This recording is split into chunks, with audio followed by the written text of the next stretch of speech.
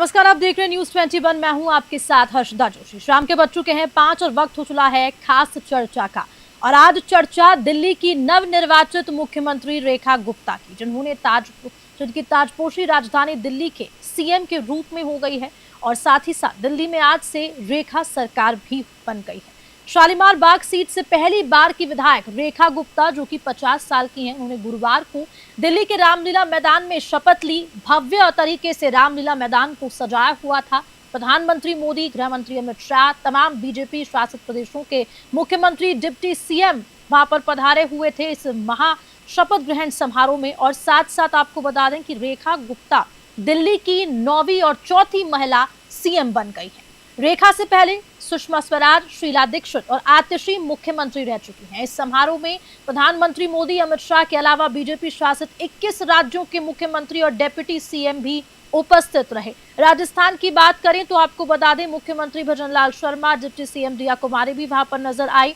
और रेखा गुप्ता के अलावा 6 मंत्रियों ने भी आज शपथ ली। इनमें अरविंद केजरीवाल को हराने वाले प्रवेश वर्मा मौजूद और आशीष सूद, मनजिंदर सिंह सिरसा, रविंद्र इंद्राज सिंह, कपिल मिश्रा और पंकज कुमार सिंह भी शामिल हैं। साफ तौर पर आपको ये भी बता दें कि लगातार शपथ से पहले रेखा गुप्ता ने मीडिया से बातचीत में ये कहा कि ये बहुत बड़ी जिम्मेदारी मेरे को मिली है। मुझ पर भरोसा जताने के लिए प्रधानमंत्री मोदी और पार्टी हाईकमान का शुक्रिया मैं अदा करती हूं। मैंने कभी नहीं सोचा था कि मैं मुख्यमंत्री दिल्ली की बनूंगी। और साथ साथ उन्होंने एक शपथ ग्रहण से पहले एक बयान भी दिया, कम शब्दों में था, लेकिन इसके मायने भी अलग अलग निकाले जा रहे हैं। आपको बता दें कि शपथ ग्रहण से पहले रेखा गुप्ता ने कहा कि मैं शीश महल में नहीं रहूंगी। जो ये शीश महल शब्द लगातार चर्चाओं में बना हुआ था, बहुत बड़ा मुद्दा भी था विधानसभा चुनावों में। और आज इन्हीं सब पर हम चर्चा करेंगे। और इसी चर्चा का हिस्सा बनने के लिए हमारे साथ जुड़ चुके हैं न्यूज 21 के एडिशनल डायरेक्टर संजीव पाराशर जी। नमस्कार सब लोगों को। नमस्कार। नमस्ते से जुड़ने की कोशिश करेंगे। टेक्निकल इशू आ रहा है, लेकिन आपको ये बता दें कि दिल्ली के मुख्यमंत्री के आधिकारिक आवास को बीजेपी ने शीश महल नाम दिया था और इसी सब पे राजनीति भी हुई थी। और न्यूज 21 के एडिशनल डायरेक्टर संजीव पाराशर जी हमारे साथ जुड़ चुके हैं। सर, बहुत बहुत स्वागत है एक बार खास चर्चा में फिर से। Thank you Arshada, thank you very much. Sir, आज चर्चा कोई राजनीतिक विषय पे नहीं, लेकिन इसको जोड़ा भी जाएगा राजनीति से। आखिरकार दिल्ली को नई मुख्यमंत्री मिल गई है रेखा गुप्ता के तौर पर। और साफ तौर पर आज जब वो शपथ ले रही थी, तमाम लोगों में एक खुशी की लहर और साथ साथ एक बड़ी जिम्मेदारी जो रेखा गुप्ता को भारतीय जनता पार्टी ने दी है। क्या सोचते हैं? और सबसे बड़ा सवाल ये भी कि और जो रेस में नाम चल रहे थे, आखिरकार रेखा गुप्ता को ही क्यों मुख्यमंत्री बनाएगी? हर्षद, बहुत ही ऐसा टर्न हुआ है जिससे भारतीय राजनीति जो आगे आने वाले दिशा में, आने वाले समय में क्या टर्न लेती है, उसके लिए बहुत इंपॉर्टेंट है रेखा गुप्ता का आज सीएम बनना। महिला पहली सीएम है। भारतीय जनता पार्टी की 14 से ज्यादा राज्यों में इंडिविजुअल सरकार है और उसमें ये पहली महिला सीएम है।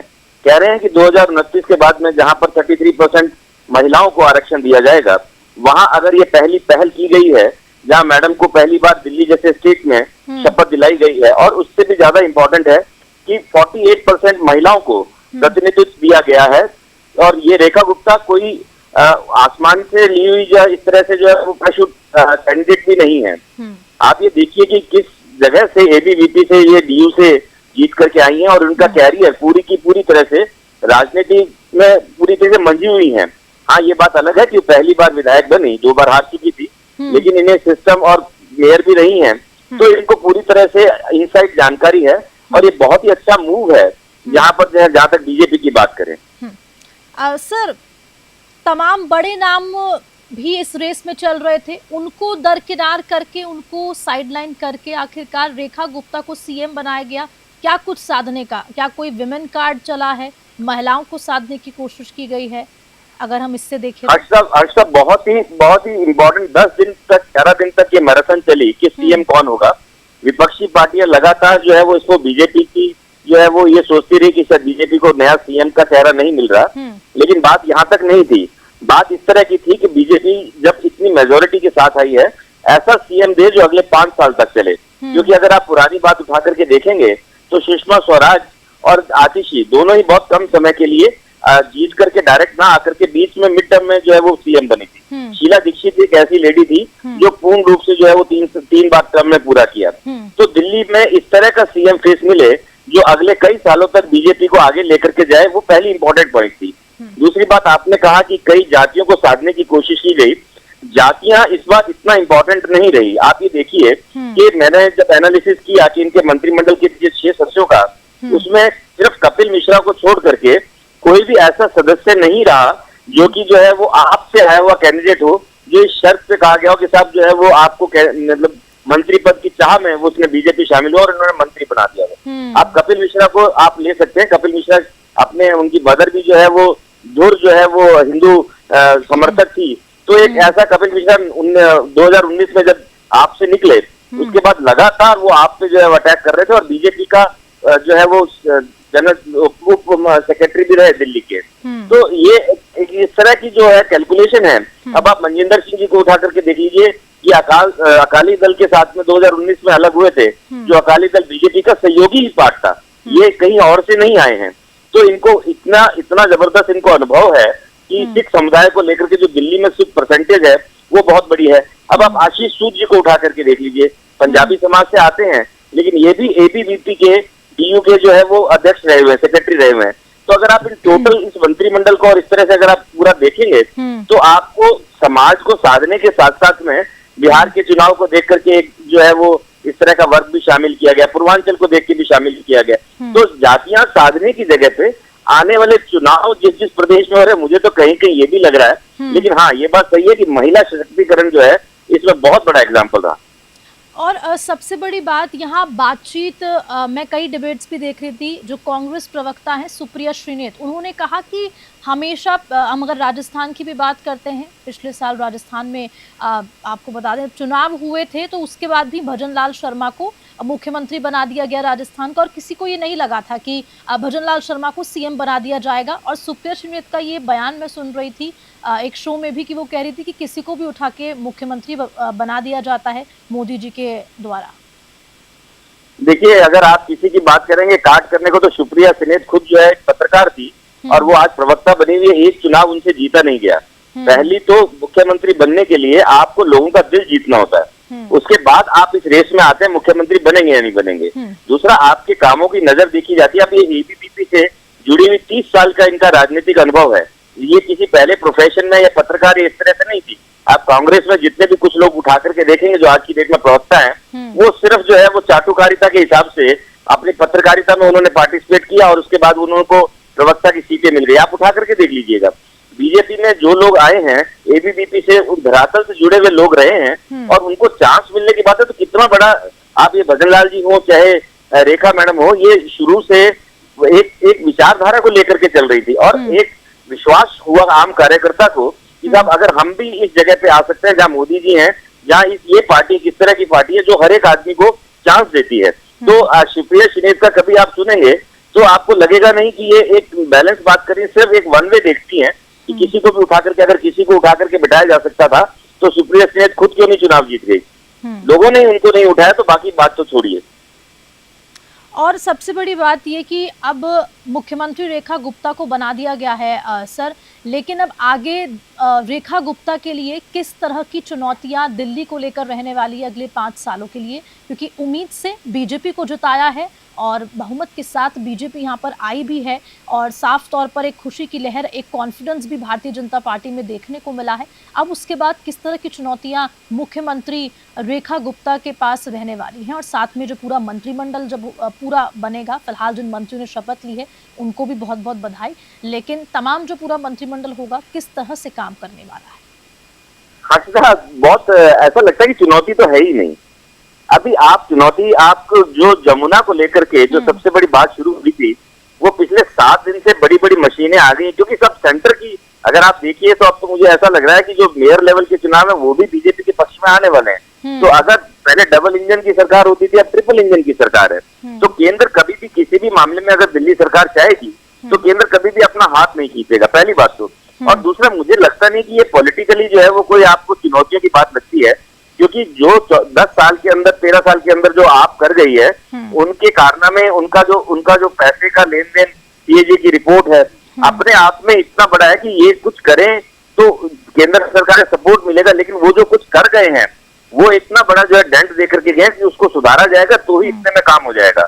अब जहां पर जो है वो अगर आप बात करते हैं जमुना की सफाई का, आयुष्मान योजना जो अभी तक भी दिल्ली में लागू नहीं थी, सिर्फ मोहल्ला क्लिनिक जो कि इतना बड़ा घोटाला नजर आने वाला, ब्लैक बोर्ड मोहल्ला क्लिनिक, जल घोटाला, इतने घोटाले नजर आने वाले, क्योंकि विजन उनका बिल्कुल साफ था, इनका विजन भी साफ है, उनका विजन भी साफ था कि पैसा आएगा तो चुनाव लड़ा जाएगा। आप जो है वो 2 स्टेट की गवर्नमेंट, जहां पर आपके पास में पूरी गवर्नमेंट है भी नहीं, दिल्ली में सिर्फ पंजाब के थ्रू आप पैसा लाने की कोशिश कर रहे हो। अगर पैसा आएगा तो बाकी किसी गोवा में जाके भी चुनाव लड़ेंगे, हरियाणा में भी अपनी बात करेंगे। तो अगर पैसा नहीं होगा तो क्या करेंगे? यहाँ बीजेपी को सेंटर से किसी भी तरह का जो है वो पैसा मांगने की जरूरत है। इतना पैसा ऑलरेडी इनकी योजनाएं लागू करते हुए मिल जाएगा कि बीजेपी को, मुझे लगता नहीं कि रेखा गुप्ता मैडम को चुनौती होंगी। एक अच्छी एडमिनिस्ट्रेटर है और बहुत अच्छा जो है वो एक महिला होने के नाते मुझे लगता है कि आने वाले समय में दिल्ली में एक बहुत अच्छी सरकार मिलने वाली है।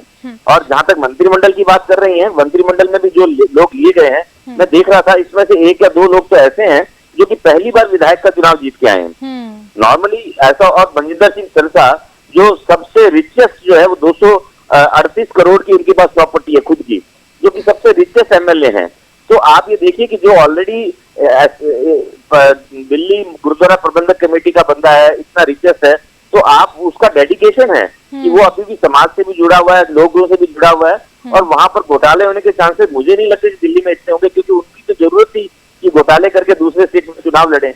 इनको तो सिर्फ काम करना है, और चैलेंज मुझे नहीं लगता कि बहुत ज्यादा आएगा। जब सपोर्ट मिलेगा नीचे से और ऊपर से, दोनों तरफ से, तो फिर चैलेंज तो वो इतना तो काम करने की क्षमता रखती है, क्योंकि 30 साल से लोग राजनीति में हैं। और सर, एक्स पोस्ट पे ट्वीट भी पढ़ रही थी मैं, जो पूर्व मुख्यमंत्री आतिशी हैं, अरविंद केजरीवाल हैं, उनके ट्वीट्स भी मैं पढ़ रही थी। बधाई दे रहे हैं नई मुख्यमंत्री को, और साथ साथ ये भी कहा गया है कि सहयोग दिया जाएगा पूरे काम में। क्या वाकई वो सहयोग आम आदमी पार्टी की ओर से मिलने वाला है? मुझे तो ये बात हंसी वाली लगती है कि सहयोग तो जब आपके पास में कुछ है ही नहीं तो सहयोग क्या दोगे? आज की डेट में आप तो सहयोग इतना ही दे देते कि आपने एप्पल फोन का पासवर्ड बता देते ताकि सारे घपले क्लियर हो जाते। कि आपने क्या किया? आपने तो 7 दिन तक एप्पल फोन का पासवर्ड तक नहीं बताया ताकि जो है बात दबा। आप इतना क्या सहयोग दोगे? आप सिर्फ, अगर सीबीआई और आईबी आएगी जिसको आप 7-7 दिन तक घर के अंदर नहीं घुसने देते थे, अब वो उठा करके ले जाएगी, तो ये सहयोग होगा मेरे ख्याल से। और तो इसको सहयोग नहीं कहेंगे, इसलिए उसको मजबूरी कहेंगे, क्योंकि जो अल्टीमेटली सरकार में रहते हैं पावर उन्हीं के पास होती है, और जिन्होंने घपले किए होते हैं वो चोर ही कहलाते हैं, चाहे वो बार बार कोर्ट के सामने जाए या जनता की अदालत में। जनता ने नकार दिया तो कोर्ट का अल्टीमेटली फैसला नेक्स्ट होगा। क्योंकि देखिए, राजस्थान के मुख्यमंत्री भजनलाल शर्मा, डिप्टी सीएम दिया कुमारी आज इस शपथ ग्रहण में भी शामिल थे। अगर राजस्थान के परिप्रेक्ष्य से देखा जाए तो आज एक मैं वीडियो भी देख रही थी ट्विटर पे, एक तस्वीर सामने आई, एक वीडियो वायरल हो रही है जहां पर वसुंधरा राजे और वो मिलती हुई रेखा गुप्ता से नजर आ रही है। एक जनरेशन मान सकते हैं दोनों का मिलाव, और एक खूबसूरत तस्वीर सामने। इसको अगर हम राजस्थान के परिप्रेक्ष्य से देखें तो किस तरह से आप देखते हैं सर? हर्षिता, बहुत ही अच्छी तस्वीर थी, मैंने भी उसको देखा। और मैडम, जहां तक मैडम एक बहुत ही कार्यकुशल, एक बहुत ही अच्छी मुख्यमंत्री रही हैं, और मैडम अगर by the way Rekha Gupta को इतने हाथों से सम्मान दे रही हैं, तो रेखा गुप्ता के लिए भी एक बहुत बड़ा सम्मान की बात है कि एक सीजन्ड पॉलिटिशियन उसको इस तरह का सम्मान दे रहा है। और 30 साल से Rekha Gupta madam already politics में है, और मैडम का भी लंबा पॉलिटिक्स कैरियर है। तो और महिला सशक्तिकरण, जैसे मैंने कहा कि 2029 में अगर 33% आरक्षण मिलने वाला है, तो ऐसे बहुत सी महिलाएं जो अभी तक जो है सेकेंडरी पीछे धकेल दी गई थी, वो आगे आएंगी। और सर, वक्त की कमी है, एक आखिरी सवाल मैं लेना चाहूंगी। जब मुख्यमंत्री रेखा गुप्ता को बना दिया गया, आलोचक देखिए, अगर कोई किसी पद पे होता है तो उसके आलोचक भी बहुत ज्यादा होते हैं। ट्विटर पे कई तरह के, सोशल मीडिया पे कई तरह के पुराने वीडियोस वायरल किए जा रहे हैं। कई वीडियोस मैं भी देख रही हूँ जो क्रिटिसाइज करते हुए रेखा गुप्ता को नजर आ रहे हैं। अच्छा, एक चीज मुझे बताइए, बड़ा इस पैनल पे मुझे वर्षों हो गए मैंने डिबेट देखे हुई, कभी रेखा गुप्ता को आपने किसी डिबेट का पार्ट देखा आज तक? नहीं सर, मुझे तो याद नहीं है कि कोई डिबेट, मुझे भी याद नहीं आता। She is a silent worker. बोलते रहेंगे लोग कुछ ना कुछ बोलेंगे, हर एक आदमी के लिए प्लस और माइनस होते हैं, लेकिन मैंने इस लेडी को कहीं पर भी एक ऊंचे शब्दों में बात करते हुए नहीं सुना, और किसी भी विरोधी लोगों के लिए नेगेटिव कहते हुए नहीं सुना। तो ये एक सेंसेबल लेडी है। मुझे ऐसा लगता है कि आने वाले और धरातल से निकली हुई लेडी है। विरोधियों का काम है कुछ ना कुछ कहेंगे, किसी के भी विरोधी हो सकते हैं, कोई अच्छा काम करे चाहे बुरा काम करे, और पुराने ट्वीट निकाल करके आदमी को अच्छा कई बार ये पता नहीं होता कि वो ये ट्वीट कब लोग कैसे यूज करेंगे, उसको तोड़ मरोड़ के। आजकल तो यही का जमाना है, आप किसी भी ट्वीट को अगर मार्केट में फेंक देते हैं तो उसकी क्या रिपरकेशन होंगे आप और मैं दोनों नहीं जानते। तो वो वाली बात है कि आज कहा कुछ और होता है, बना कुछ और दिया जाता है। तो ट्वीट की जगह पे मैंने आपको लाइव कहा कि कभी आपने इनको बोलते हुए सुना, आपने कहा नहीं। मैंने कहा कहीं नेगेटिव बोलते सुना, नहीं। तो लोग तो प्रेजेंट पे जाएंगे ना, अच्छा पास्ट इज पास्ट ऑलवेज। ठीक है सर, बहुत शुक्रिया चर्चा का हिस्सा बनने के लिए। तो ये बहुत बड़ी खबर आज दिल्ली वासियों के लिए भी, क्योंकि उनको एक महिला के तौर पर एक मुख्यमंत्री मिल गई है जिनका नाम रेखा गुप्ता है। अब दिल्ली की तस्वीर किस तरह बदलती है, जो भी वहाँ पर काम अधूरे हैं, जो आम आदमी पार्टी सरकार ने नहीं किए, और तमाम जो पूरा मंत्रिमंडल किस तरह का होता है। हालांकि तमाम मंत्रियों ने आज मंत्री पद की शपथ ली है, और किस तरह का पूरा मंत्रिमंडल यहाँ बनता है दिल्ली सरकार में, ये देखने वाली बात होगी। और किस तरह आगे मुख्यमंत्री के तौर पर रेखा गुप्ता निखर कर बाहर आती हैं, ये भी देखना दिलचस्प होने वाला है। और इसी के साथ खास चर्चा में फिलहाल इतना ही। नमस्कार।